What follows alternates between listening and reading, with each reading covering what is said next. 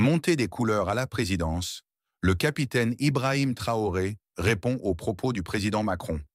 Ce lundi matin, dans l'enceinte de la présidence du Faso, une cérémonie solennelle de montée des couleurs s'est tenue en présence du capitaine Ibrahim Traoré et des membres du gouvernement. Cet événement, symbolisant l'unité nationale et la souveraineté du Burkina Faso, a rassemblé des représentants de l'administration, des forces de défense et de sécurité, ainsi que des citoyens. Dans son discours prononcé après la cérémonie, le capitaine Ibrahim Traoré a saisi l'occasion pour répondre aux propos récents du président français Emmanuel Macron sur la situation politique et sécuritaire au Burkina Faso. Nous sommes un peuple debout, un peuple résilient. Les commentaires et jugements externes ne définiront jamais notre chemin.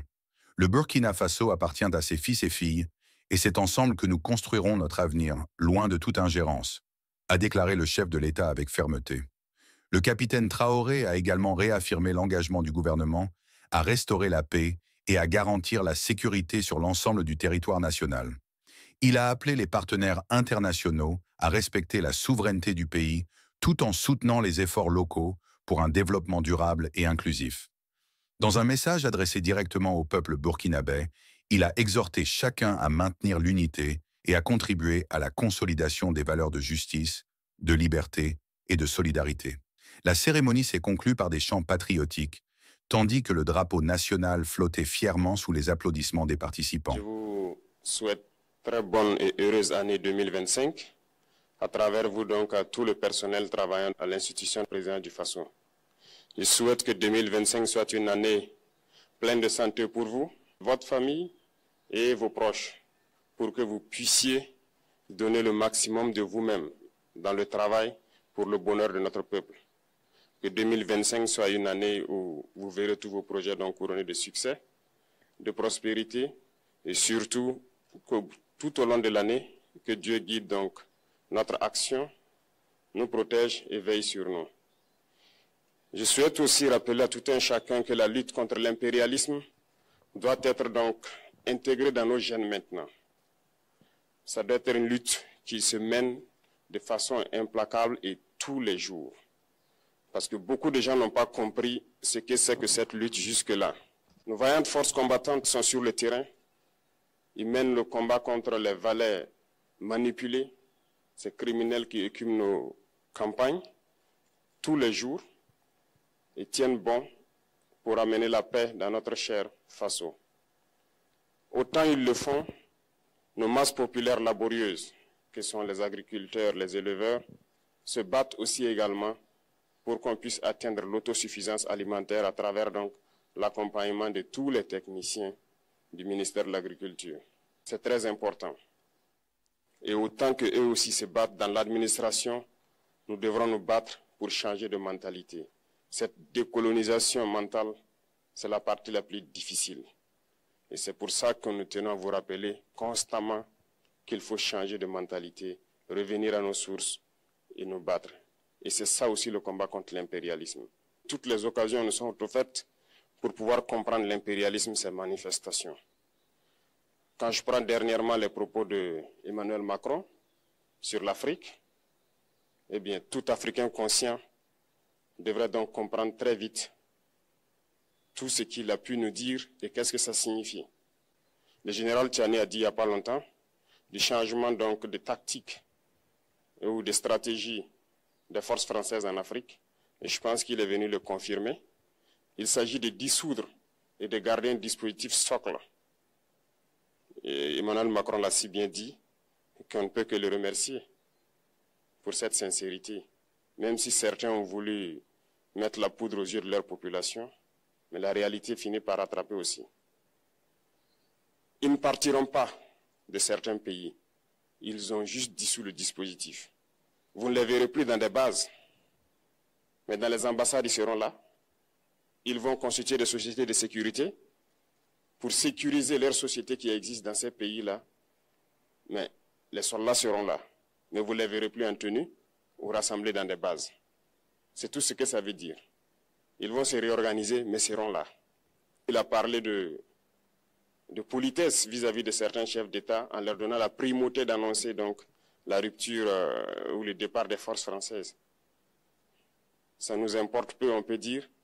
Mais tout ce que nous savons, c'est que si vous voulez une rupture avec ces forces impérialistes, c'est simple, on dénonce les accords. Tout commence par là-bas. Et je pense que l'exemple du Tchad, en tout cas, est palpable. Ils ont commencé par dénoncer les accords. Sinon, si on ne dénonce pas les accords, juste dire que les bases quittent, on n'a rien fait. Parce que le problème se trouve dans les accords coloniaux de défense qui ont été signés depuis l'indépendance. Le plus dangereux n'est pas ceux-là que vous voyez dans les bases. Le plus dangereux, ce sont les conseillers militaires. Les conseillers militaires existent dans tous ces pays. Ils ont existé au Burkina aussi jusqu'en fin 2022, jusqu'à ce que nous prenions nos responsabilités. Et qui sont ces conseillers militaires? C'est ceux-là qui sont censés mettre en pratique la politique de la France ici. Ils doivent travailler à rendre nos armées très faibles pour que la France puisse toujours avoir l'argument d'exister ici. Sous Blaise Compaoré, ils avaient réussi. Nos sentinelles prenaient donc la garde avec des bâtons. C'est ça que la France veut de nos armées. Lorsque nous arrivons à cette étape, nous n'avons pas le choix que de vouloir qu'ils viennent s'installer. Mais l'armée burkinabé a réussi à un moment donné à se débarrasser des conseillers militaires. Malheureusement, je pense qu'en 2019, après l'opération Otapuano, où ces Français ont vu que l'armée burkinabé avait encore une capacité de réagir au terrorisme, ils ont appelé le chef d'état-major en France, ils l'ont instruit de reprendre les conseillers militaires dans toute la structure.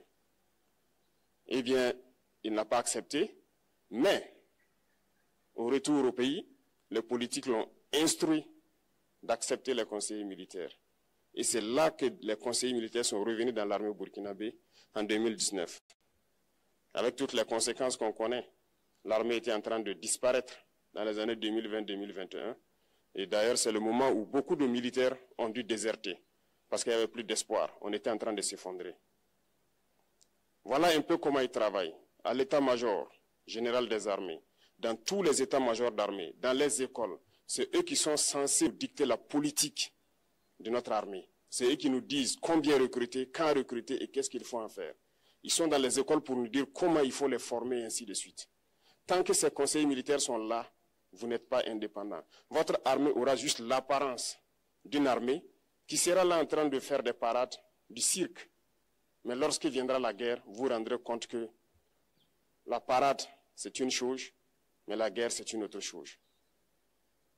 Il faut rompre les accords. C'est la seule façon d'avoir une armée indépendante et se construire, être fort. Mais beaucoup de gens ne le comprennent pas peut-être. Et même avec ces accords, la France choisit dans nos États des élèves officiers pour aller les former. C'est à travers ces mêmes accords. Mais en réalité, ces officiers qui partent se former pour la plupart, pour la France, ils viennent pour servir l'État français dans leur pays. Ils ne viennent pas pour servir nos pays. Ils les forment pour qu'ils viennent servir les intérêts de l'État français. J'en veux pour preuve.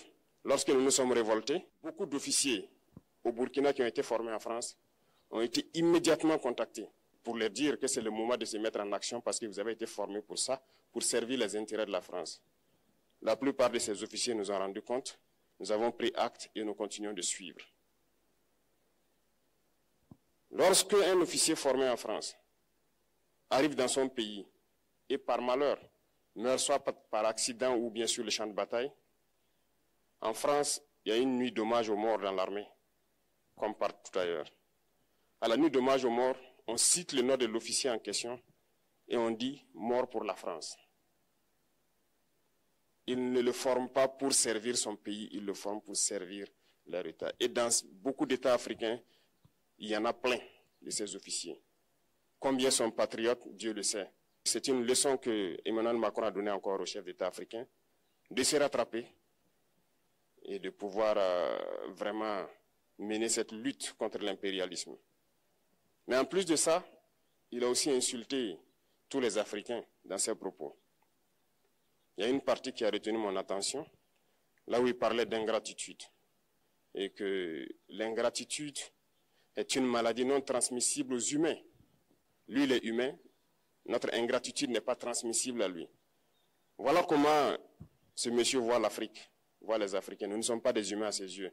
Peut-être que c'est lui qui n'est pas humain, il ne se met pas dans la classe des humains, Mais s'il y a bien un ingrat, c'est bien lui. Je pense que s'il n'est pas athée et qu'il prie, à chaque matin qu'il se réveille et qu'il prie, il devrait aussi prier les Africains.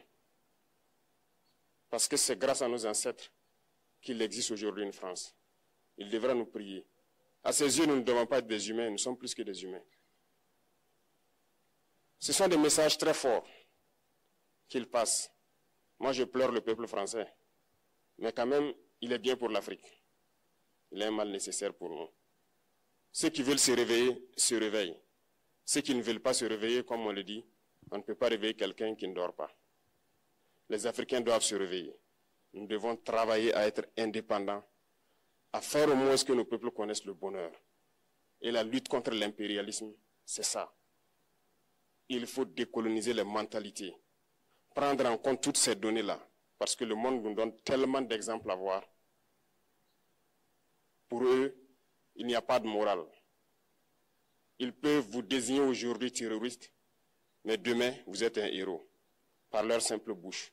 Ils décident de ce qu'ils font. Ils parlent de démocratie, mais ils se font eux-mêmes des coups d'État constitutionnels entre eux. Ils parlent des droits de l'homme, mais ils déciment des populations ailleurs. L'Africain doit se réveiller, l'Afrique doit se réveiller. Et le combat contre l'impérialisme est permanent. Et je vous invite à incorporer ce combat, à travailler en sorte que nous soyons réellement indépendants, que nous soyons autosuffisants et que nous puissions nous développer, connaître le bonheur, ce à quoi notre peuple aspire. Merci, je vous souhaite une très bonne journée, une très bonne semaine et une très bonne année. Et que, à la fin de cette année 2025, en faisant la rétrospective, nous devrons nous dire que nous avons apporté un grand plus à notre nation. Merci beaucoup à tous, que Dieu vous bénisse et que Dieu protège notre chère patrie. La patrie ou la mort, nous vaincrons.